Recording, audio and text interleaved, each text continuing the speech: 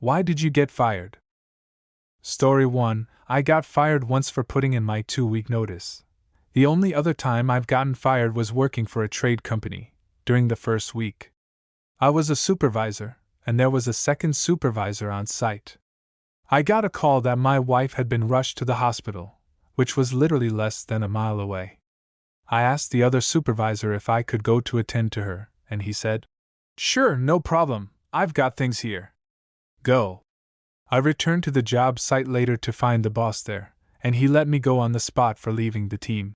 Without a supervisor, he knew what had happened, and still fired me. I won't lie, that one kind of pissed me off. Story 2. I think the world thinks they know more about America than Americans. Weirdest thing in the world. But America is tough, and posts like this is the world's chance to meet real Americans, and what we actually go through instead of the Americans they see depicted in movies and in the media. Americans want change. Americans know that this country has to do things differently in the future. I think we're held back oftentimes by the boomer generation. I genuinely think they stifle progress so they don't get completely aged out of their careers, jobs, fields, / into retirement. Also, Americans try to affect change via voting and via our political leaders, but everything in America is about money. So our opinions just don't really matter. Most Americans suffer so a very small percentage can live the American dream. That dream comes at the sacrifice of other Americans and arguably other global powers and their citizens. TLDR dude, we know, we actually agree with you. But American companies are astonishingly greedy, and we haven't figured a way around them. We don't even have healthcare because we've got insurance companies in the middle hiking prices and whatnot. Working Americans get screwed at every turn of the game, TBH. It's a feature of the system, not a bug. Story 3.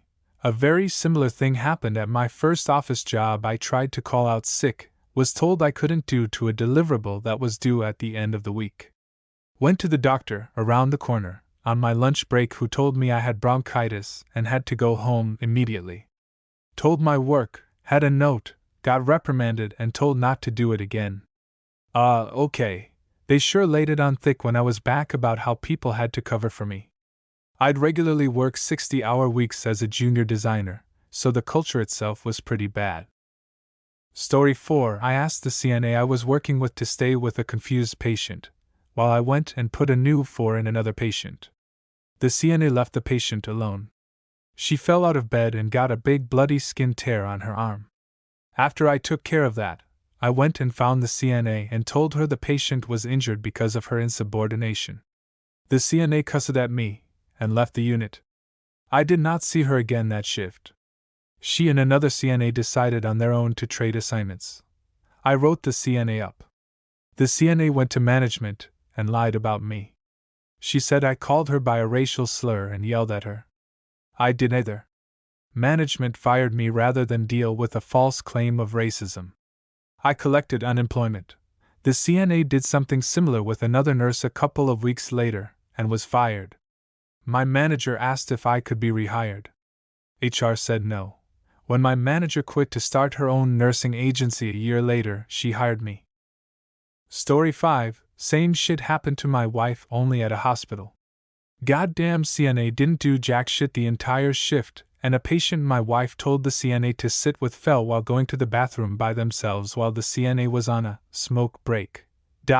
My wife reported the incident to the manager and the manager wrote up the CNA. The CNA decided to cover her ass by lying about everything and accusing my wife of using racial slurs when she told the CNA she was going to falsely report her. Luckily, there was a happier ending because the manager, a black woman, fired the CNA on the spot with a stern, "Mrs. Punchbeard has been working here on this floor for over 12 years. Not only has no one ever once even hinted at her using racist slurs, no one has ever heard her actually say a swear word. Also, she's the only nurse I've known where patients write handwritten letters saying how kind and sweet she is. Take a hike. My wife's a pretty special kind of nurse." Story 6. 22 years ago.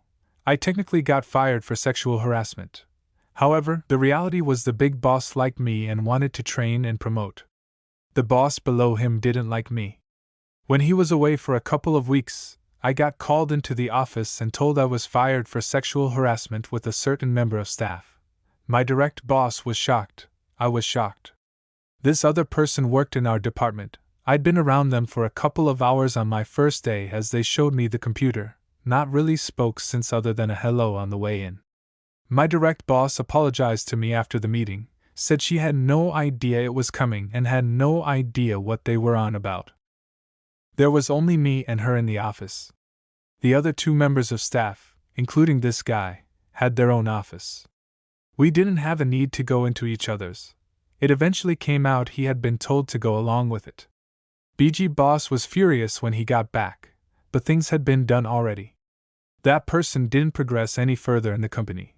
I was a 16-year-old girl at the time, and the guy they strong-armed into it was a 28-ish-year-old man. It was awkward on so many levels. No big loss though, not for me. The person that arranged it all came off much worse.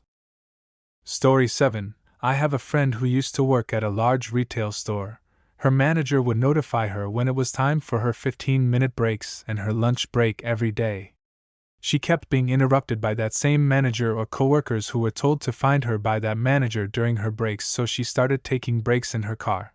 The manager got mad about it, so escalated things to the point where she was fired for leaving the property during her 15-minute breaks. I guess you are not allowed to do that? But either way, she hadn't ever actually left, she just read in her car for a while to get away from work. She didn't have money for a lawyer, but I always felt that would have been a pretty easy wrongful termination case to prove if she had. Story 8. I'm an electrician and I was given my final warning for having an untidy van. It wasn't great, but I was told to tidy it over the weekend, which I did, and then still got my final warning and dismissal the following week. What really rubbed me up was that my boss was the biggest culprit for having an untidy van, and I had likely learned this trait as an apprentice from him. Honestly though, looking back, I was probably sacked for other reasons and have since been aware that rarely are you fired for the reason that your boss wants you fired for. When they want you out, they'll find a reason, so best to self-reflect on your other failings than be pissed off for being fired over something trivial.